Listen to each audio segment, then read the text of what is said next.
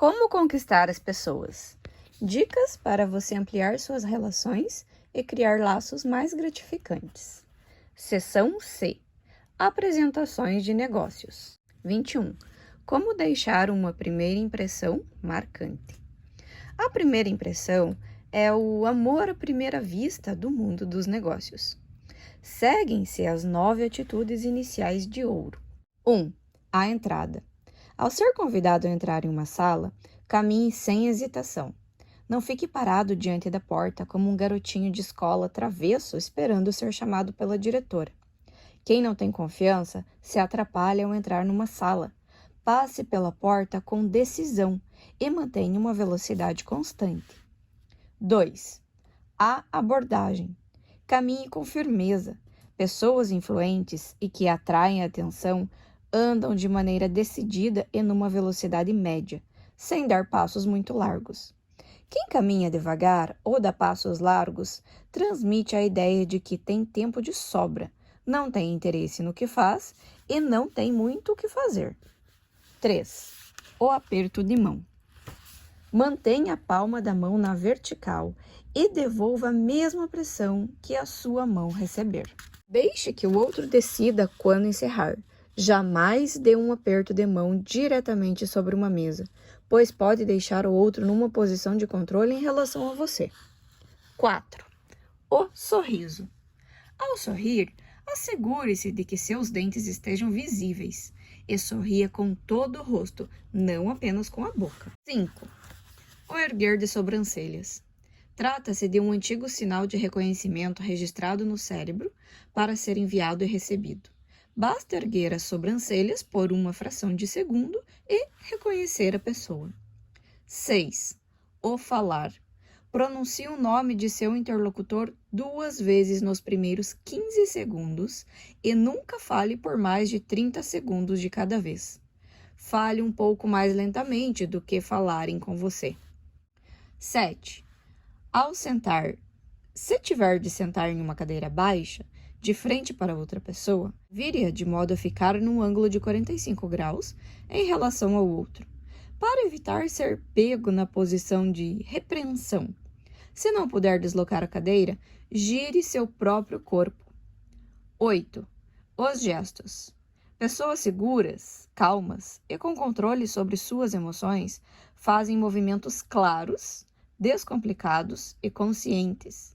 Indivíduos de alto status gesticulam menos do que os de menos status. Nunca levante as mãos acima do seu queixo. Para criar afinidade, imite os gestos e expressões do outro quando for apropriado. 9. A saída. Quando terminar, recolha suas coisas de forma calma e resoluta, sem pressa. Dê apertos de mão, se for possível. Vire-se e deixe o recinto. Se a porta estava fechada quando você entrou, feche-a ao sair. As pessoas estarão observando ao sair, de modo que, se você for um homem, certifique-se de que a parte de trás dos sapatos esteja bem engraxada. Câmeras ocultas revelarão que, se você for mulher, os outros a observarão de costas, quer você goste disso ou não. Ao chegar à porta, vire-se lentamente e sorria. É melhor que guardem a imagem de seu sorriso do que a parte de trás do seu corpo. 22. Como lidar com as críticas no trabalho? Se um cliente ou um comprador em potencial criticar você ou a sua empresa, use a técnica de colocar-se no lugar do outro para dissipar o mal-estar. Simplesmente pergunte o que a pessoa faria se estivesse na mesma situação e alguém lhe fizesse a mesma crítica. Seja qual for a resposta, diga: isso mesmo, é exatamente o que fizemos. Ou, você está certo, é o que vamos fazer. Por exemplo, cliente em potencial. Ouvi dizer que seu prazo de entrega é péssimo. Você: sim, é verdade que tivemos alguns problemas no depósito num determinado período. Diga, se fosse o administrador de uma empresa e recebesse essa crítica, o que faria? Cliente em potencial. Convocaria uma reunião com todos os envolvidos e prepararia um plano concreto para garantir as entregas a tempo. Você Você tem toda a razão, foi exatamente o que fizemos. Você não só concordou com a verdade, como também fez o comprador em potencial sentir-se com a razão ao declarar que, além da opinião dele estar correta, a empresa já havia tomado uma atitude, ou pretendia fazê-lo. Quando você leva o outro a se colocar no seu lugar, desfaz a má impressão e evita que ele queira voltar a fazer aquela crítica. Se a sua empresa não tomou as providências necessárias para resolver o problema, você não merece fazer negócios com aquele comprador em potencial. 23. O modo mais eficaz de atender o telefone. A maioria das pessoas atende o telefone assim: empresa XYZ Alan falando? Se estivesse caminhando em direção a alguém, você não diria: sou o Alan andando. Ao telefone é óbvio para quem liga que você está falando, por isso não mencione a palavra falando. Foi demonstrado em pesquisas que as pessoas se recordam da última palavra que ouvem quando alguém atende o telefone. Logo, deixe para dizer o seu nome no final e use um tom ascendente, o que significa elevar o volume e mudar a entonação de voz. Estudos evidenciam que, dessa forma, 86% das pessoas recordarão seu nome, ao passo que somente 6% irão lembrá-lo se você responder Alan falando. A partir de hoje, ao atender o telefone, diga: empresa XYZ, eu sou Alan. E use um tom ascendente ao pronunciar seu nome. Isso também estimula a pessoa do outro lado da linha a dizer o nome, levando ao estabelecimento imediato de um relacionamento. A propósito, use o seu nome e não o de Alan. 24. Como repreender e criticar. Há momentos em que, como chefe, você terá de apontar os erros de alguém, citar comportamentos inaceitáveis ou contraproducentes. Normalmente, detestamos sequer pensar em repreender alguém. As 6 técnicas que se seguem podem tornar essa árdua tarefa rápida, eficaz e indolor. As 6 regras de ouro para ser bem-sucedido com críticas, reprimendas e avaliações. 1. Use a técnica do sanduíche. Quando comemos cebola pura, ela parece arder mais do que ao ser misturada a outros ingredientes de uma salada. Para suavizar o impacto de seu comentário, comece elogiando a pessoa por algo positivo que ela tenha feito. Logo depois, faça uma crítica, seguida de outro elogio ao desempenho do funcionário. 2. Critique o ato, não a pessoa. Explique que você está satisfeito com a pessoa, desde que isso seja verdade, porém não com o que ela fez. 3. Peça ajuda. Nunca diga para fazerem o que você está mandando que façam. Diga que precisa de cooperação do funcionário para solucionar um problema.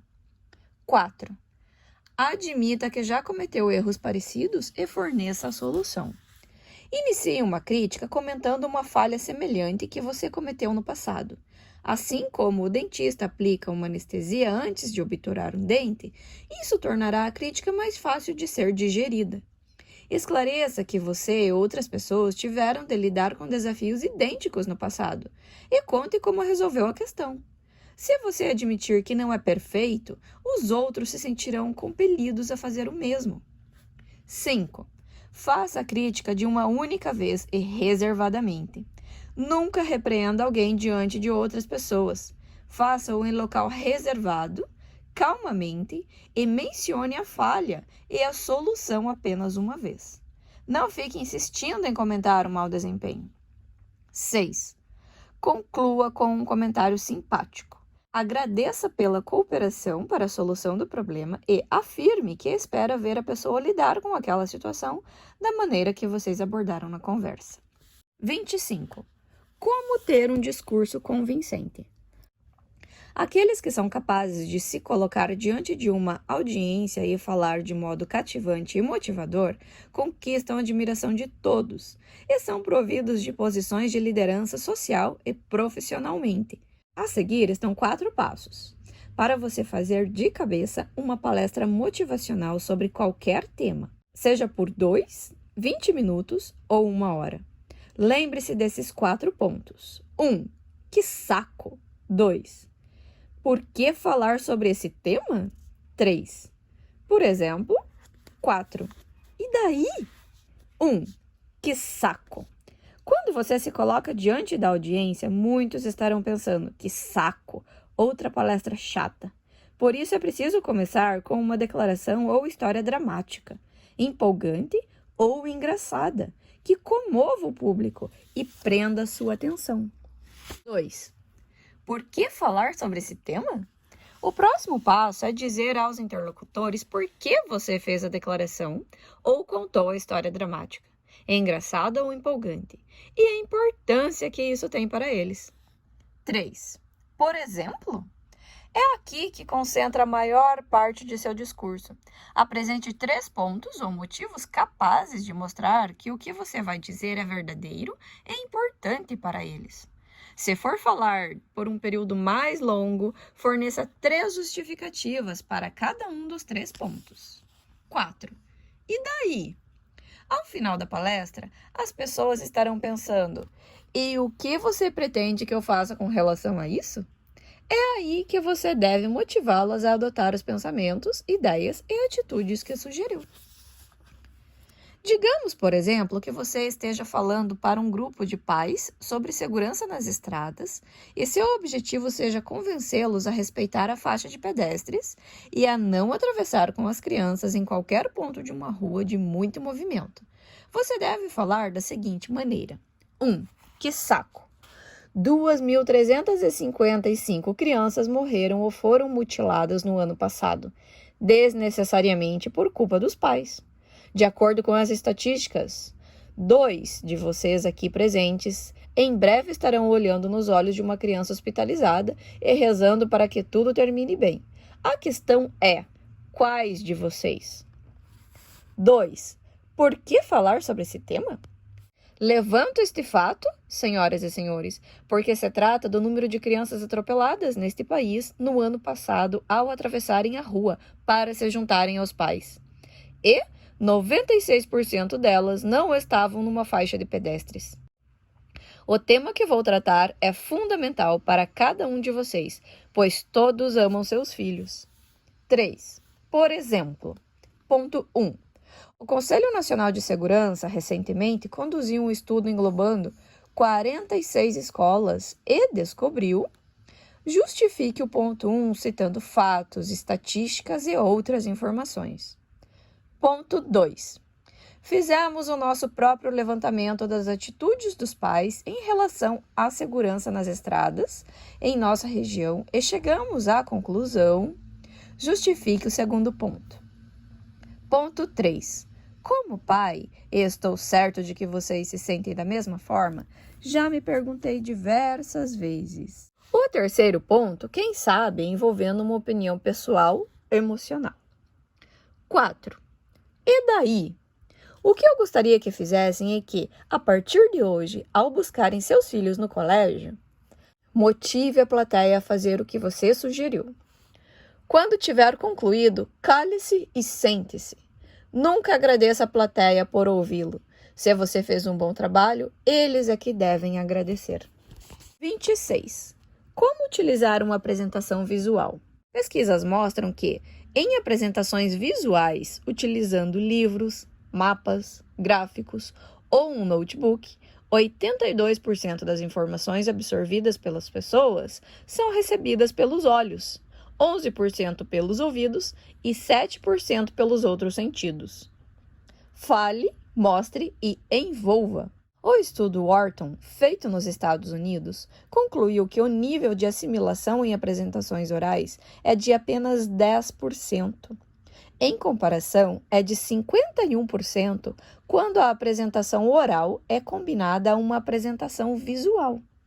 Isso significa um aumento de 400% na eficiência em decorrência da utilização de recursos visuais. O estudo também aponta que os meios visuais encurtam o tempo das reuniões de negócios, em 18,6 a 25,7 minutos, o que representa uma economia de 28%. Ressalte-se que Ao se usar uma combinação de recursos verbais, visuais e emocionais, a taxa de assimilação sobe para 92%. Nós retemos 10% daquilo que ouvimos, 51% daquilo que vemos e ouvimos e 92% daquilo que vemos, ouvimos e com que nos envolvemos. Assim, quando você apenas fala, obtém o resultado mínimo. Contar e mostrar produz um efeito mediano. Contar, mostrar é conseguir que as pessoas se envolvam com a sua apresentação, faz com que você atinja o nível máximo de assimilação. Use o erguer de impacto. Utilize uma caneta para apontar durante a palestra ou reunião e, ao mesmo tempo, exponha com palavras o que a pessoa estiver vendo. Em seguida, erga a caneta e mantenha-a entre os olhos do interlocutor e os seus. Isso se denomina erguer de impacto e possui o efeito magnético de fazer a pessoa manter a cabeça erguida, de modo a olhar diretamente para você, vendo e ouvindo o que você estiver dizendo. Esse gesto proporcionará uma maior absorção da mensagem do que ocorreria se você apenas se apresentasse oralmente. Conserve a palma da outra mão visível enquanto estiver falando. Mantenha um contato visual mais intenso com os homens quando estiver fazendo a apresentação. É menos frequente com as mulheres. Se estiver na dúvida, faça o contato visual na mesma proporção em que a outra pessoa fizer. 27. Como decidir onde se sentar em uma entrevista? Certas estratégias envolvendo cadeiras e posicionamento ao sentar tanto podem criar uma atmosfera favorável quanto desfavorável no escritório ou em casa. Existem 5 posições em que você pode estar quando se trata de uma mesa retangular. Suponhamos que o seu interlocutor é a figura A e você é a figura B. A figura A está em uma mesa retangular na esquina esquerda. A posição competitiva defensiva, B3. B3 está na frente da figura A, que estão sentados em uma mesa retangular. A figura A está no canto e a figura B3 está logo à frente dela.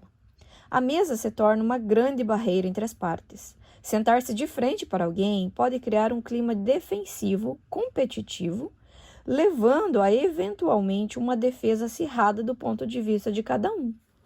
Pesquisas realizadas em reuniões de negócios concluíram que 56% das pessoas consideram tal posicionamento competitivo. Em um ambiente profissional, esse é um posicionamento entre competidores, ou quando um pretende repreender o outro. Quem se senta diante de outra pessoa fala menos, é mais negativo, competitivo e agressivo. Se você for obrigado a se sentar nessa posição, gire a cadeira 45 graus em relação à pessoa A. A posição de cooperação, B2. Na posição B2, em uma mesa retangular, A está ao lado de B2. É uma posição usual quando duas pessoas pensam da mesma forma ou estão trabalhando juntos. Estudos demonstram que 55% das pessoas apontam essa posição como a de maior cooperação, ou intuitivamente se sentaram assim ao serem solicitadas a trabalhar em parceria com alguém. É uma das melhores posições para se fazer uma apresentação e para que esta obtenha boa aceitação. E ainda oferece um bom contato visual, além da possibilidade de espelhar a linguagem corporal do interlocutor. A posição de canto B1. Em uma mesa retangular, A está no canto, B1 está na ponta da mesa. Essa é a posição usada nas conversas amigáveis e informais. Trata-se da posição mais estratégica para fazer uma apresentação, partindo-se do princípio de que a pessoa A é a audiência. Ao simplesmente deslocar a cadeira para a posição B1, ou seja, na ponta da mesa, que é onde algumas pessoas brincam, quem está sentado aí paga a conta, você pode trazer descontração a um ambiente tenso e aumentar as chances de um resultado positivo. As posições B4 e B5, em uma mesa retangular, As posições B4 seria: A está na esquina da mesa retangular do lado esquerdo. B4 está na outra esquina de onde está A. E B5 está na outra ponta da mesa, a mesma ponta de quem paga a conta, mas, ao invés de estar do lado de A, na esquina, está na outra ponta. Essas posições são as escolhidas numa biblioteca para transmitir independência e ausência de envolvimento, devendo ser evitadas ao se fazerem apresentações. Se você for convidado a sentar-se em uma área informal do escritório ou da casa de alguém, como a uma pequena mesa redonda para tomar um café, isso será um bom sinal, pois 95% das manifestações de rejeição no ambiente profissional vem de alguém sentado atrás de uma mesa. Se você for convidado a sentar-se em uma área informal do escritório ou da casa de alguém, como uma pequena mesa redonda para tomar um café, isso será um bom sinal, pois 95% das manifestações de rejeição no ambiente profissional vem de alguém sentado atrás de uma mesa. Jamais se sente em um sofá que afunde a ponto de fazê-lo parecer um par de pernas gigante com uma pequena cabeça no topo. Jamais se sente em um sofá que afunde a ponto de fazê-lo parecer um par de pernas gigante com uma pequena cabeça no topo. Se for preciso, sente-se com a postura ereta na extremidade do sofá, de modo a poder controlar sua linguagem corporal, e posicione-se num ângulo de 45 graus em relação a outra pessoa. 28. 10 estratégias de linguagem corporal campeãs que o colocarão em posição de vantagem. Como nós mostramos, 90% da opinião das pessoas se forma em menos de 4 minutos. E entre 60% e 80% da impressão que você deixa tem origem não verbal. As 10 estratégias que se seguem lhe darão melhores oportunidades de causar uma boa impressão. 1. Mantenha as palmas das mãos para cima. Ao falar, certifique-se de que as palmas de suas mãos estejam visíveis. A reação a esse antigo sinal está registrada no cérebro humano. As pessoas irão considerá-lo alguém que não oferece ameaça e terão reações positivas em relação a você. 2. Mantenha os dedos unidos. Aqueles que, ao falar, mantêm os dedos cerrados e as mãos abaixo do queixo, atraem mais atenção. Afastar os dedos ou erguer as mãos acima do queixo pode ser interpretado como falta de autoridade. 3. Endireite os ombros.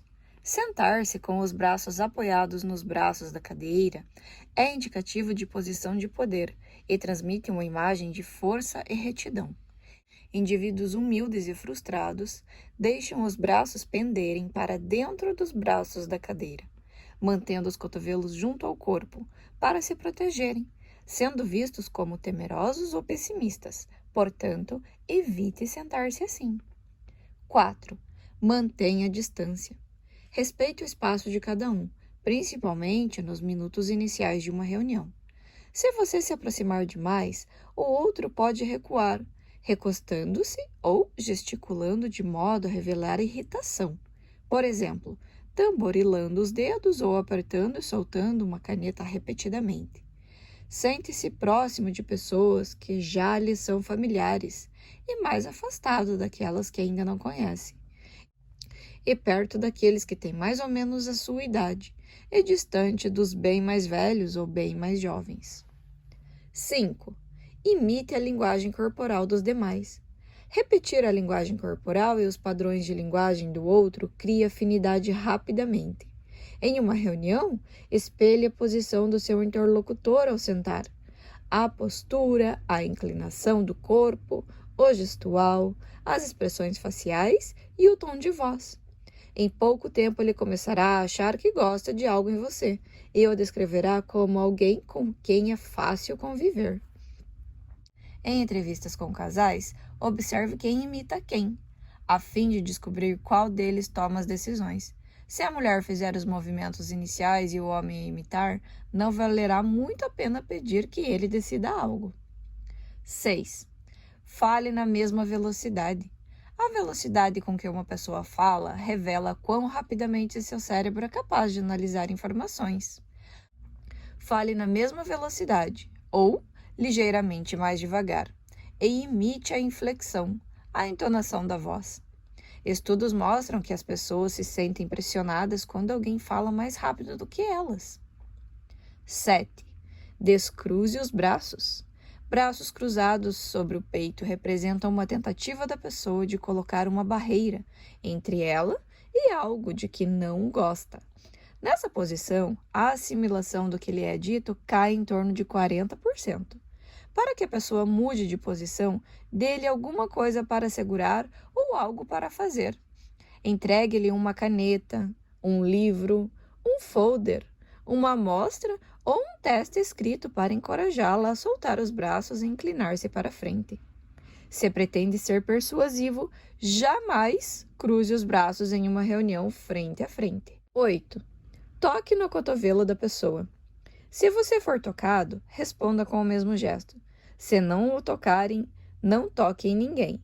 Por meio de experiências, entretanto, descobriu-se que quando se toca suavemente no ombro de alguém, por, no máximo 3 segundos, a pessoa tenderá a colaborar 68% mais do que se não tivesse sido tocada. Foi demonstrado em estudos que garçonetes instruídas a tocar nos cotovelos e nas mãos dos clientes de restaurantes obtêm 80% a mais em gorjetas dos homens, ao passo que os garçons recebem 32%, independentemente do sexo do cliente. Em outras palavras, um toque habilidoso no cotovelo ou na mão pode aumentar em até 3 vezes as chances de você obter o que deseja.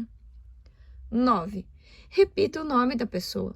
Da próxima vez que conhecer alguém e apertar a sua mão, estenda o braço esquerdo, toque levemente no ombro ou na mão da pessoa enquanto dá o aperto de mão e repita o nome dela para confirmar que o entendeu corretamente. Isso não só faz a pessoa se sentir importante, como ajuda você a memorizar o nome por meio da repetição. 10. Evite tocar no rosto. Está praticamente comprovado que quando alguém mente ou esconde informações, toca muito mais no nariz e em outras partes do rosto em virtude de um aumento da pressão sanguínea. Ainda que você sofra de alguma alergia e tenha o hábito de coçar o nariz, quem não o conhece pode supor que esteja mentindo. É melhor manter as mãos longe do rosto. Pratique tudo. Antes de se encaminhar para uma reunião, sente-se em silêncio por alguns instantes e ensaie mentalmente as técnicas abordadas. Quando conseguir visualizá-las com clareza, seu corpo será capaz de colocá-las em prática.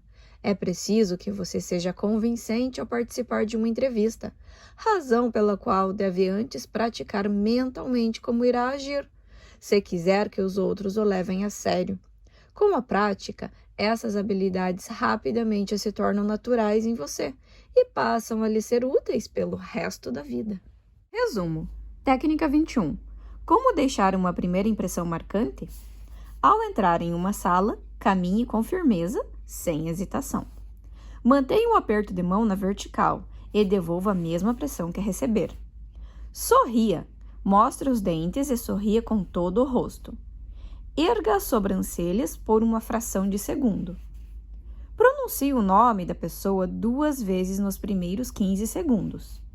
Posicione o corpo num ângulo de 45 graus em relação ao seu interlocutor. Faça movimentos e gestos claros, descomplicados, conscientes. Ao sair, recolha suas coisas com calma e determinação. Se você for mulher, vire-se e sorria. Técnica 22. Como lidar com as críticas no trabalho? Faça com que o outro se coloque no seu lugar e pergunte a ele o que faria se estivesse diante do mesmo problema e alguém criticasse a empresa. Técnica 23. O modo mais eficaz de atender o telefone. Certifique-se de que a última palavra ouvida pelo interlocutor seja o seu nome e use um tom ascendente. Técnica 24. Como repreender e criticar? Use a técnica do sanduíche. Critique o ato, não a pessoa. Peça a ajuda dessa pessoa. Admita que já cometeu erros parecidos e mostre a solução. Faça a crítica uma única vez e reservadamente. Conclua com um comentário simpático.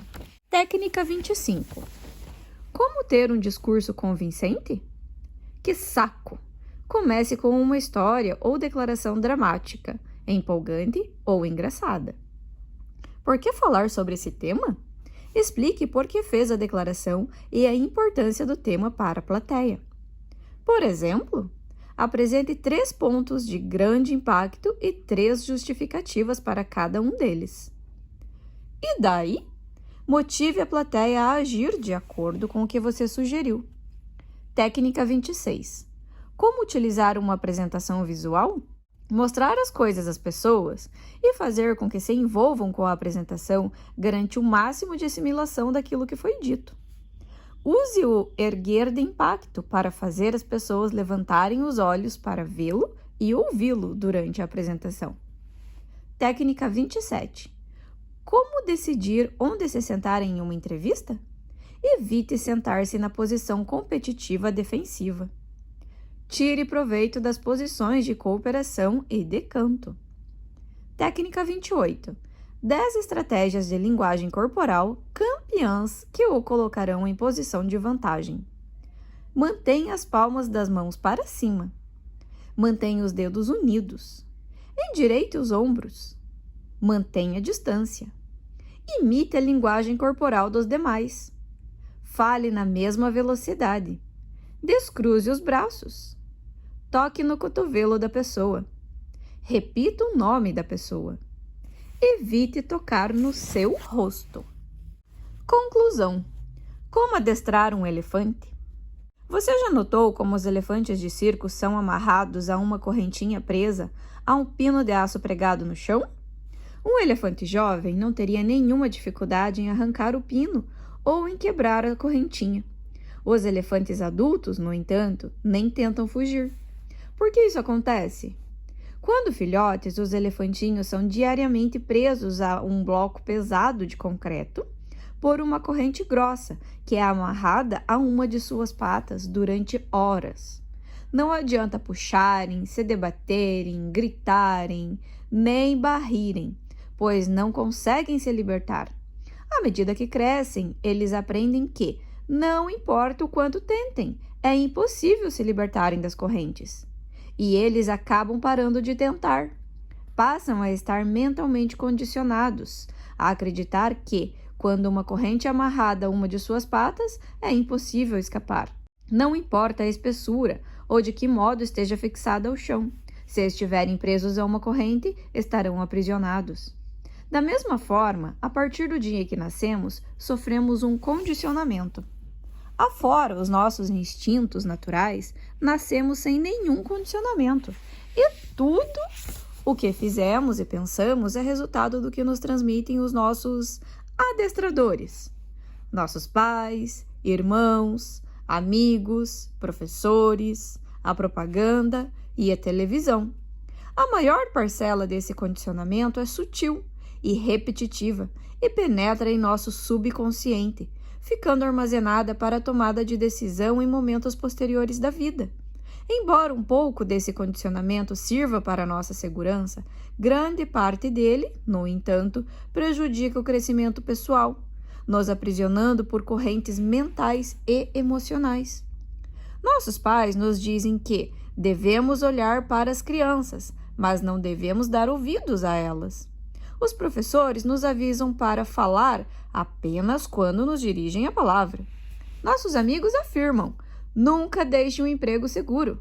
A sociedade nos alerta: pague suas dívidas e poupe para a aposentadoria. A mídia nos diz que não somos bons o bastante. Para sermos felizes, temos que emagrecer, ter pele, cabelo e dentes perfeitos e cheirar bem. As mensagens são sutis e repetitivas e acabam se tornando parte de nossas crenças. À medida que avançamos na curva do aprendizado mais acentuada em nossa vida, ouvimos dizer que não somos capazes, com muito mais frequência do que o contrário. Tal como o elefante é condicionado a acreditar que não pode escapar, facilmente nos tornamos pessoas que não são capazes, impedidas de alcançar o sucesso por um reiterado condicionamento negativo. A abordagem do deslocamento. Imagine que seus hábitos e sua forma de agir na vida sejam como a água em um balde. Outras pessoas encheram o balde, nossos pais, professores, amigos e a mídia. Agora imagine que cada nova habilidade e abordagem positiva que você aprende com este livro é uma pedrinha jogada no balde.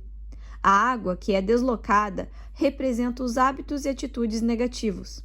Ao final, as pedras expulsarão quase toda a água do balde e ele ficará repleto de habilidades, atitudes e hábitos positivos que lhe serão úteis ao longo de toda a sua vida.